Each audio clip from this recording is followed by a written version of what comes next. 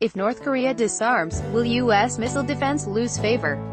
Washington, AP. If the Singapore summit put North Korea on a path to eliminating its nuclear weapons, as President Donald Trump says it has, then it also may have poked a hole in the Pentagon's main argument for a multi-billion-dollar expansion of homeland missile defenses. The Singapore declaration by Trump and North Korean leader Kim Jong-un said Kim agreed to work toward complete denuclearization of the Korean peninsula. It did not define a process, say when it would begin or say how long it might take. Ad choice advertising and red invented by Teeds. Even so, Trump tweeted afterward, there is no longer a nuclear threat from North Korea. Advertisement. Trump's own administration later contradicted him by saying the threat remains. But if Kim does disarm, then Congress may see less logic in spending $6 billion or more to expand a missile defense system based in Alaska that is designed mainly with North Korea in mind. The Alaska system, which consists of 44 missile interceptors that would be launched from underground silos to shoot down enemy missiles streaking toward the United States, is not the only element of U.S. missile defense. But it is among the most expensive and is due to expand over the next 5 years. If real progress is made in restraining or even eliminating North Korea's missile arsenal and production, it would remove the main driver for national missile defense, said John Wolfsthal, who was National Security Advisor to Vice President Joe Biden and is now director of the Nuclear Crisis Group, focused on preventing the use of nuclear weapons.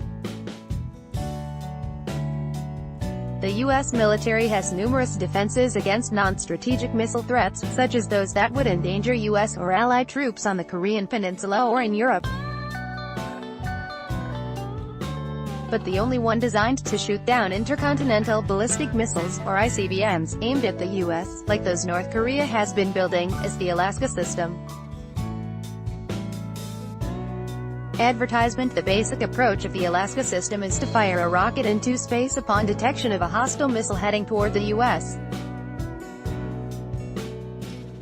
The rocket would release a 5-foot-long, 1.5-meter device called a kill vehicle that uses internal guidance systems to steer itself into the path of the oncoming missile's warhead, destroying it by force of impact. It's officially known as the Ground-Based Mid-Course Defense System, and the Pentagon likens it to hitting a bullet with a bullet. When Defense Secretary Jim Mattis visited the Alaska site at Fort Greely on Monday, he acknowledged that the Singapore summit had introduced a new element into the missile defense equation, saying he would need a crystal ball to know the way forward. Even if one threat goes away, we have to stay alert to other things in the world, he added, suggesting it is too soon to pull back from the planned expansion in Alaska. The missile interceptors at the Alaska site could provide protection of the U.S. against threats from Iran, though Iran currently has no nuclear weapons or missiles capable of reaching U.S. soil. The Trump administration says its defense policies are oriented toward great power competition with Russia and China, but defenses against strategic missiles from those countries are unlikely to be anchored in Alaska. The administration is believed to be reviewing a range of space-based options for a more comprehensive missile defense. Frank Rouse, a former senior arms control official at the State Department during the Obama administration, said Mattis appears to be taking a prudent approach by testing North Korea's intentions to disarm before changing course. Advertisement. If we get in a situation where North Korea is eliminating, in a verifiable manner, their nuclear program and their ballistic missile program, we would definitely need to reassess the direction of missile defense, Rose said. That would make sense. But until we are in that position, I think we need to continue with the missile defense program as outlined. Rose is now a senior fellow at the Brookings Institution think tank. As it happens, the Pentagon is now completing a lengthy, in-depth review of its missile defense policies and programs. When that was started last year, there was little prospect of a Trump-Kim summit or of North Korean nuclear disarmament. Among other worrisome developments, from a U.S.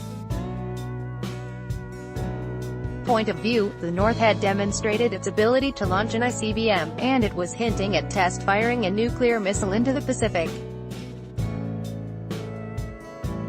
Against that backdrop, Congress this year approved the Pentagon's plan to build and deploy an extra 20 missile interceptors in Alaska by 2023.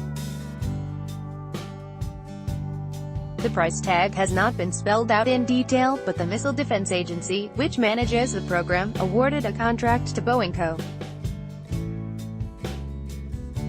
This year that suggests the cost is in the range of $6.5 billion. By Taboola sponsored links promoted links you may like. Enjoy compare best credit cards in Singapore, compare today, enjoy compare on to Vikings, free online game. Play this for 1 minute and see why everyone is addicted. Vikings.